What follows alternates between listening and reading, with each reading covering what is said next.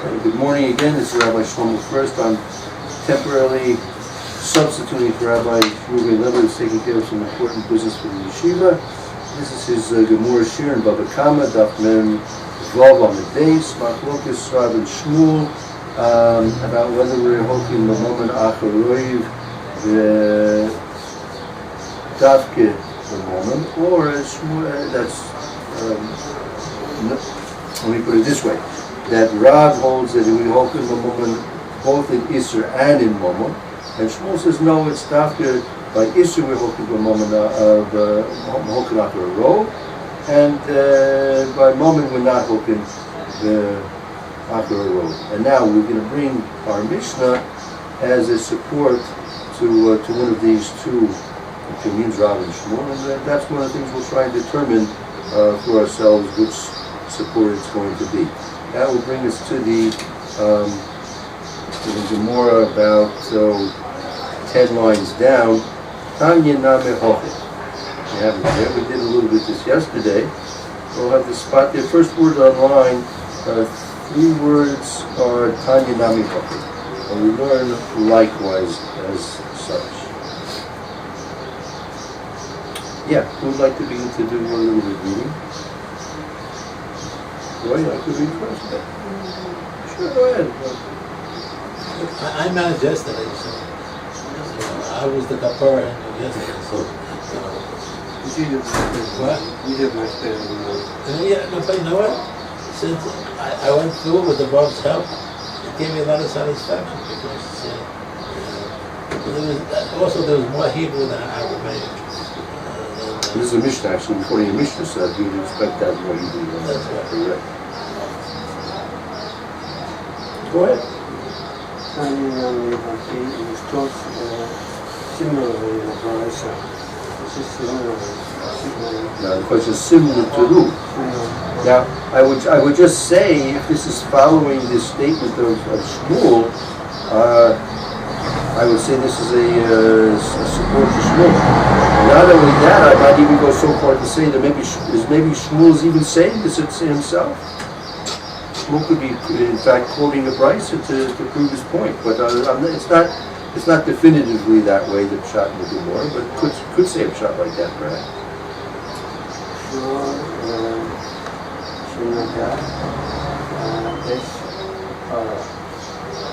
The ox, go and cow. It'll be 3 words between it. The Nimsa overall, when the cow's fetus was found dead at its side, Anu Yadea in Agshara Nikaha Yada, but it is not known whether the cow gave birth to the fetus before the ox slaughtered, and the fetus death is unrelated to the loin. In Mashenga Yorah, or it gave birth after the ox slaughtered, and according causes to its carries. Yerushalyim, let's say, Nezek, the para, Uravia, Nezek, the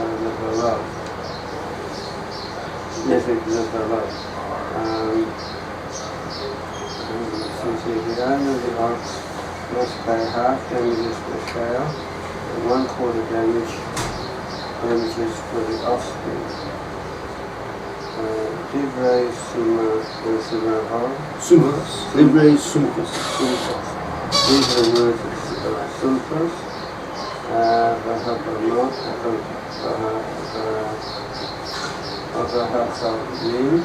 Amorim, but the sages say, Merv say, Matakaya, Allah,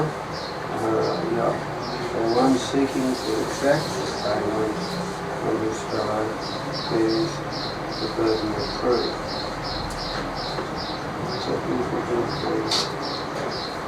Right, so we have, again, so let's analyze the case and let's then discuss the 2 halachas. Some of the Petzida. Yes. Does that imply that it was a dead fetus, dead calf? How do we know that? Based on the Rashi and the Mishnah, which is very similar to this price. Right? So because of your question, Rashi has to come and tell us that it in fact was nifter, it was in fact mace, because you wouldn't necessarily know that from the structure of the words in front of you. Right? The words aren't indicative of the fact that it was killed, right? Killed, died. Died. Killed is adding another element that we don't have here. That's right. It was died before the goring or after the goring, and that has a major impact. But it's not alive. But do we know that from the words themselves that it's alive? Without Rashi, we don't. Without Rashi, we wouldn't really know. So how did Rashi know? What? How did Rashi know? Because he said that was self-evident. Who won the Rashi was. But look at the words. That's. He had a Kabbalah from his Rebbe. Also. I would imagine so. He would make it up himself. But if it. No. But this is, to me, self-explanatory. If we're talking about payment, if the blood is alive, there's no way of payment. So it has to be dead in order to say, what are the damages? What do you have to pay?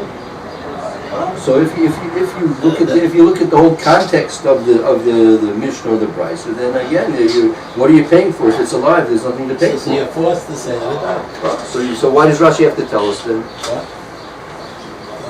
Good question. For those who if it's self-evident. For those who don't not follow the words carefully, Rashi came along to gentlemen. If we're talking about payment, then it has to mean instead. I'm sure there's a better. Maybe you'll say that you have to pay because now you have a child without its mother. That could be a Baby cow. source of damage. The mother nurses the calf. The calf is going to be at risk because there's no mother to take care of. Maybe that's what Rashi has to say. Yeah. That's a good point. Okay. So the majority, the Chachamim, say Hamotzi Mechaviru Lavaraya, and that is in agreement with Shmuel. That would be an agreement to Shmuel. Shmuel says also that he was fixing the law according to the general rule of a Motzi Mechaviru Lavaraya. However, Sumchus, right? Sumchus was saying no, even without any proof, we're going to automatically extract money from the owner of the shore that did the gicha of the para of the mother, and charge a quarter nezik of the vlad to the mother, the owner of the goring. But this is really apples and oranges. Because in our Mishnah we're talking about rove versus kamotzi. And here we're talking about dividing versus. Lou's asking a good question. Apparently, that where's the element of rove in this brisa, right? As it stands, where do we see an introduction of the whole concept of rove, right? You see Amosi Mechaver Levaraya, right? But you don't necessarily see, right, that there's a rove that. Why is Sukkos, is the Chachamim necessarily disagreeing with Sukkos? They're just saying this is the payment that Sukkos sets, that there's this concept of a suffix which only paying the Reva on the Ara.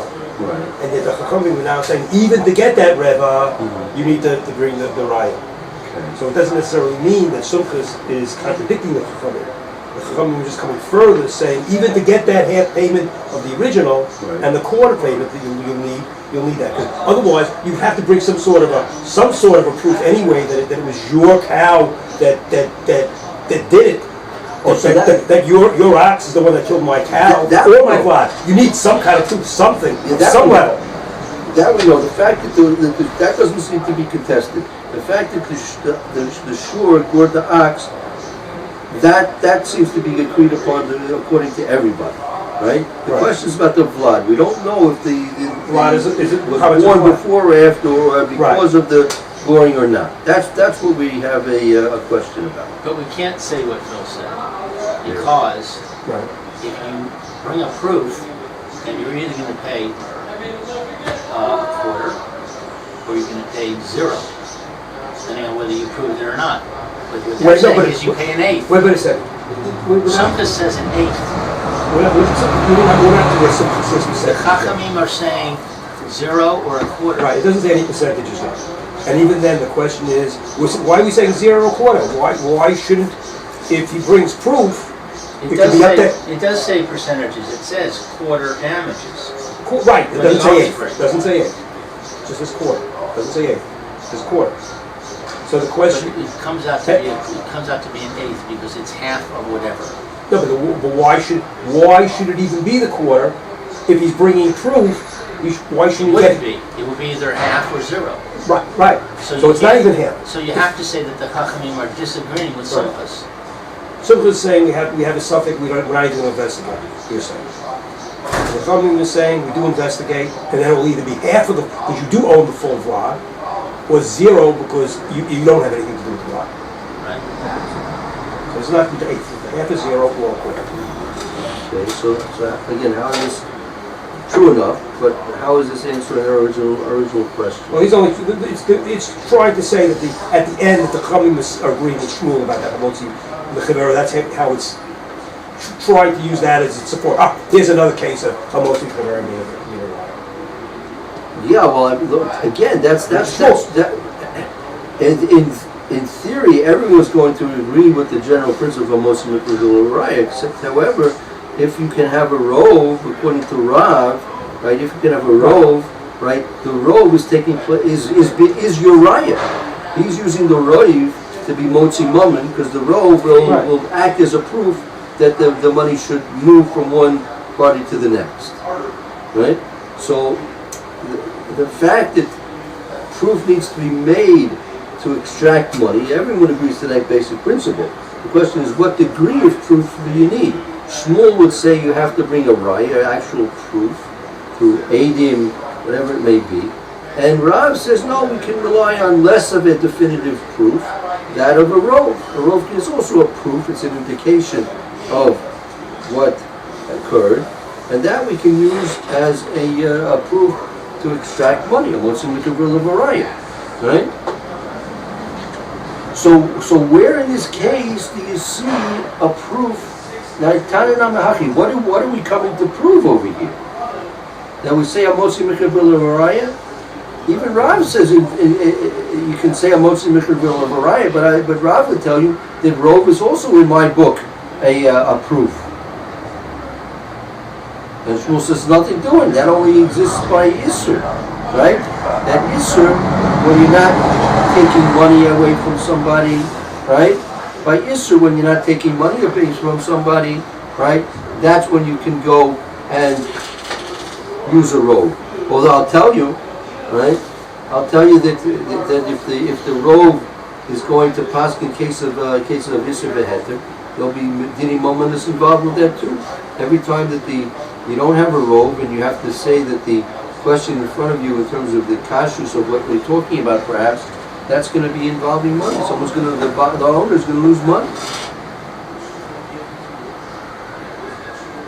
So Tananame Hachi, what are we trying to prove from here? That there's such a concept as a Motzi Mikavil of Araya?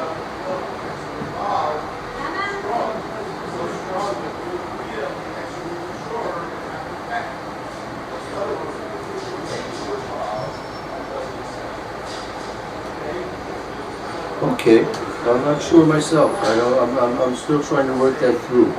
We bring you proof. And what do we see? We see what the Chachamim say, right? That Hamotzi Mechavir Levaraya. But I don't see the case. Is there a way we can understand this case of the Shur Shunagak Yasapara and Nimsa Vlada Betseda? Can we understand that there's a role functioning here somehow? That we would say that that role would be conveyed the tashlumim of the damages have to be paid because of the goring.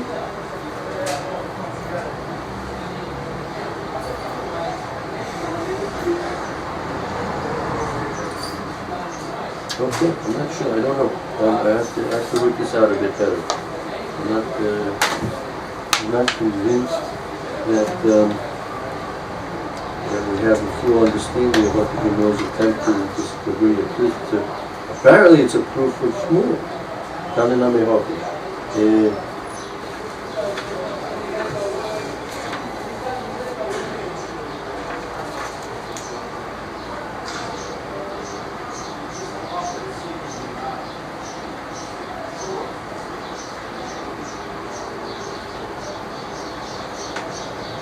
Okay, let's continue on with the Gemora. Want to continue onward? Doing great so far. Omar Rabbi Shmuel, Nachman. It's me, Rav Shmuel Nachman said,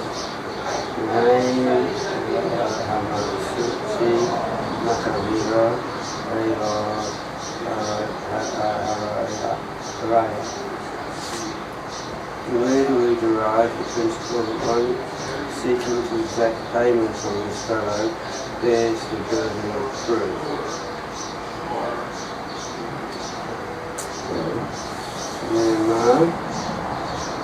This whole concept, right? B9. From where do we know this basic concept of Hamotzi Mikavil of the right? So we're going to bring a pasuk, a verse in the Torah to prove that.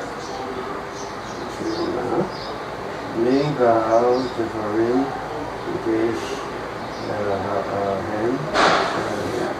Hem stated, whoever has a grievance should approach them.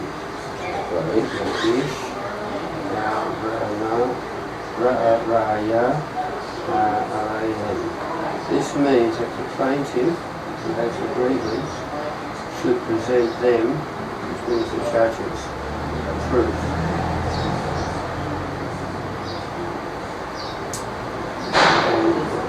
Since this exposition is rejected, looks like okay. Yeah. Go ahead.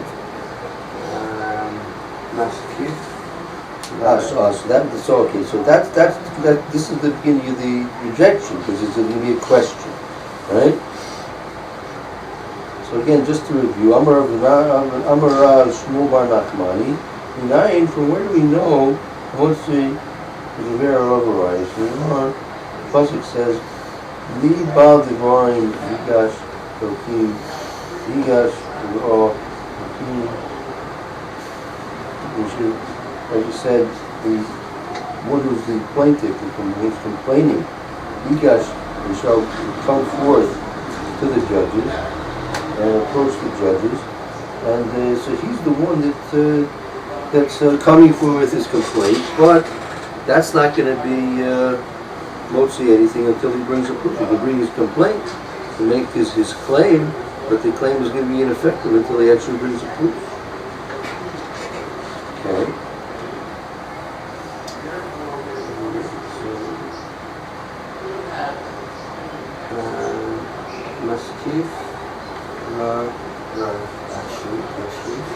Ravashi objected to it.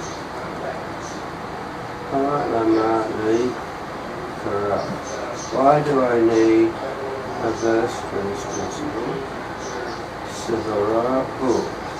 It is simple logic.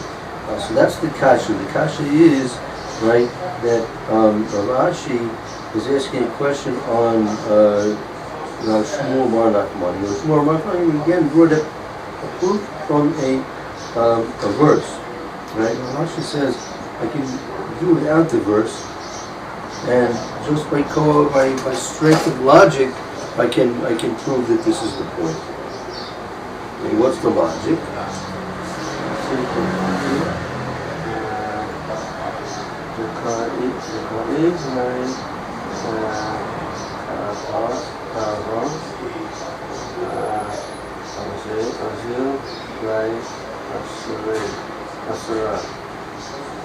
The one suffering from pain goes to a doctor, goes in search for a remedy.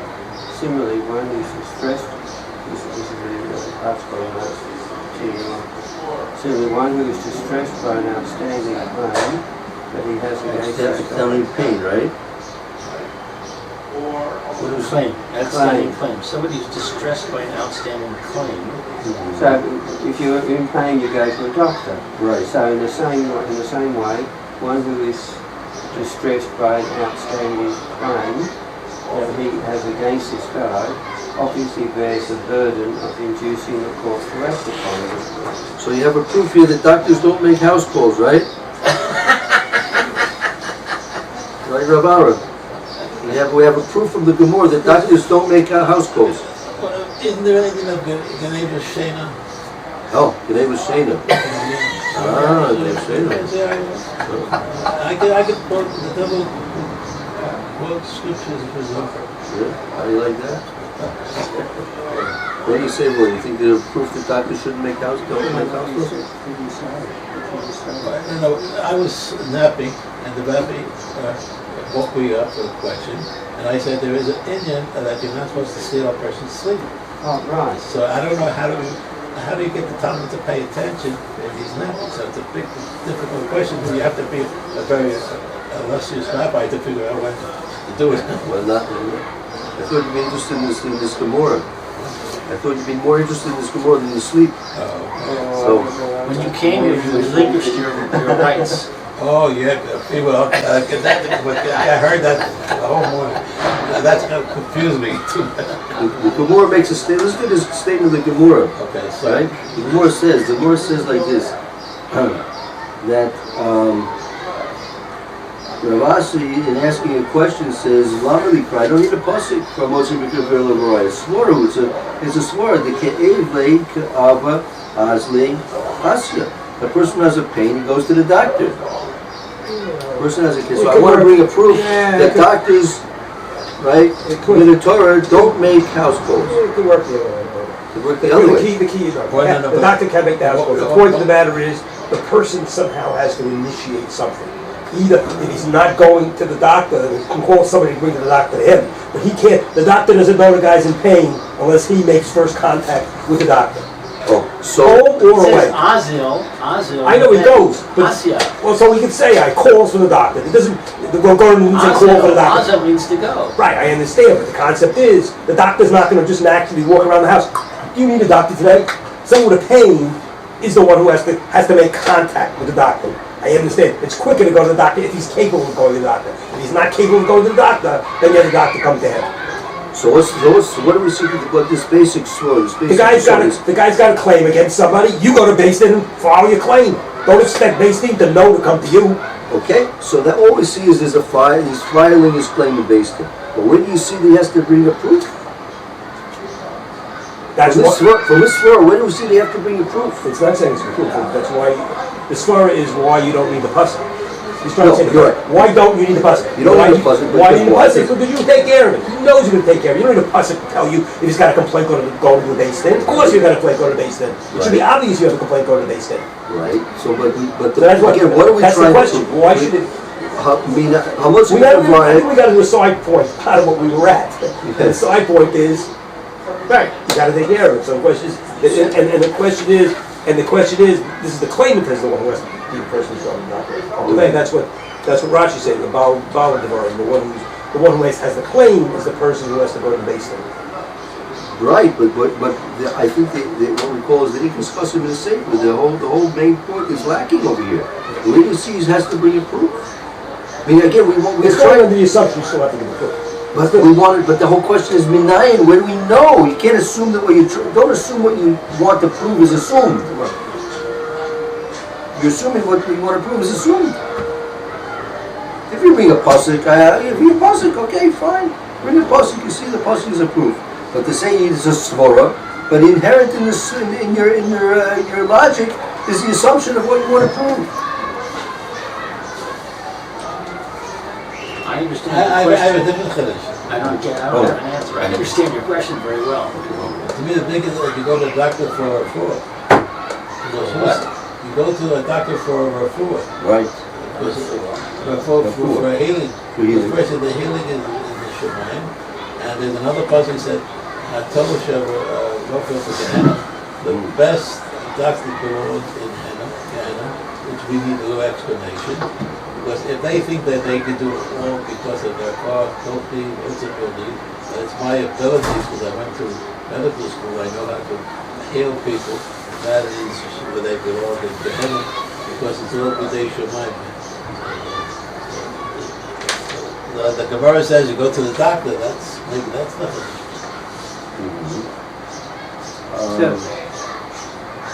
What were you going to say?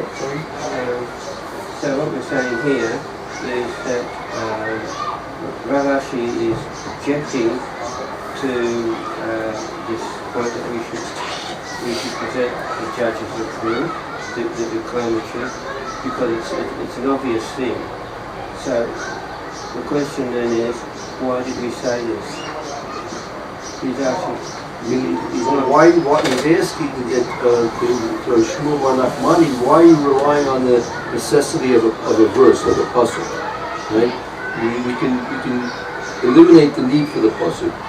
We can just say through logic, understand that the person who wants to extract money from somebody through the means of beis din, he is the one who has to bring it proof. And we see, because when a person has a pain, so he's the one who calls the doctor. He's the one who goes to the doctor. I got an answer.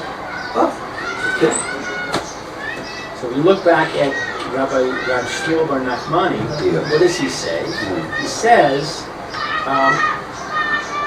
whoever has a grievance should approach them being the judges.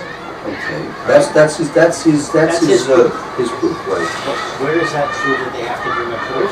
Approach them. What does approach them mean? Right. So Rav Ashi is answering and saying, it's like you approach a doctor, so I can do it from logic. You Rav Shmuel Bar Nachmani, haven't demonstrated your point, because all you said is that they have to approach the court. But for what are they approaching the court? Maybe just to explain the circumstances. Just like when you go to a doctor, you explain the circumstances. You don't prove you're sick. You just explain to them, here's how I feel. Here's the thing. So he's saying you don't need to bring a pasuk to prove what you're saying. I can prove what you're saying through logic. So The person's got to go to court and tell them what happened. he has to go to court and tell them what happened. He's the one who has to initiate the court, the complaint in court. Just like the patient has to initiate the medical investigation, right? Right. So how do you know that he has to prove it? Only by logic, not by the pasuk. Pasuk doesn't give you anything more than logic. Neither of them are conclusive. In terms of actually proving, you have to bring a proof. When you see either in the pasuk or in the svara, in the logic, that you have to bring a proof to extract money. Right. That's what I'm saying. You don't see it in either one. So one's good as the other.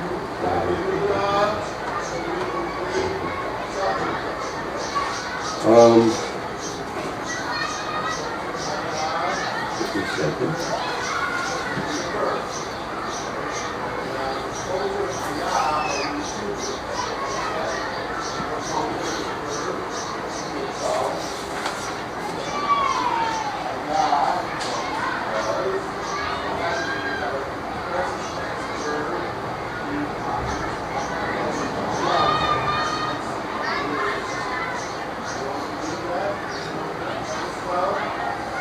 Yeah.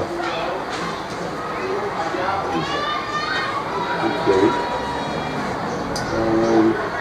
Fine, let's see a little further into the book. You're passing? Okay, you're passing. Who would like to read? I'll read if you give me Yeah, fine. We're starting here, and Amar Rabba Bar Avur, Amar Rab Nachman, Amar Rabba Bar Avur. Omar Rabba Bar Avur, Inayin She'ein Nizkakin Tovea Tafsir. Okay, so Bava Rabba is asking me from where She'ein Nizkakin. What's Nizkakin? Nezek? The damaged person? Yeah, it says here that From where do we know that the Ain damaged is person? cutting Ella Latavea Tequila, that we're not forced. Ain is cutting Ella Latavea Tequila. Meaning, this cutting is usually is that you're forced, right? So, meaning, based in is not obligated to intervene except, right, if there is some type of claim made previously. There has to be a claim made, and then based in is obligated to intervene, to hear the complaints and to judge the case, right? But based in without a previous complaint, right, there's no necessity of based in to intervene. They don't even know about it. Right. You don't know about it. How's Basin supposed to know? They're not private investigators looking for interesting things to Sure. yeah. In other words, what this is teaching us is even if they do know about it, Even or it becomes, if there's a rumor mill, it becomes known that, something went wrong, right. the based in can't say, okay, they Act can act before- based on the knowledge. They have to wait for it. There must be some claim that's made of it. How was the claim made to both of them? Written claim, verbal claim? Everything's verbal. Everything's verbal. It was verbal claim with two agents to prove that it was actually happened? If you have to bring proof, you have to bring agent to prove that it happened. If that's what That's the only way the Bezdin would accept the claim. Yeah. Sometimes that they have to do some investigating on their own. Sometimes, in general, the facts have to be brought to base. Well, what if a guy, he had a vendetta against somebody? He comes here, this guy did this guy did the other thing.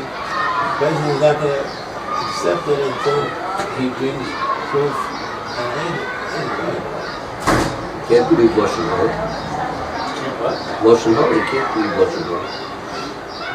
Someone says something derogatory about somebody else, you're forbidden to makabel, to accept it as being true.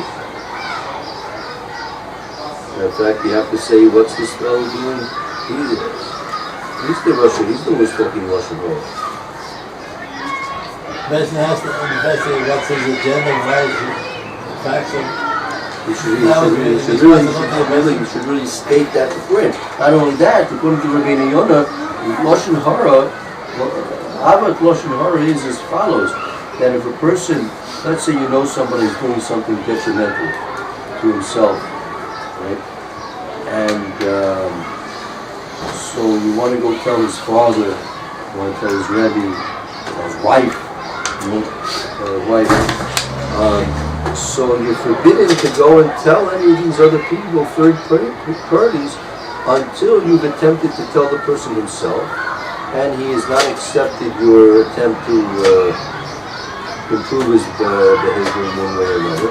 And once he's rejected your attempt to improve his behavior, then, only then are you permitted to go and speak to a third party to try and intervene to influence him.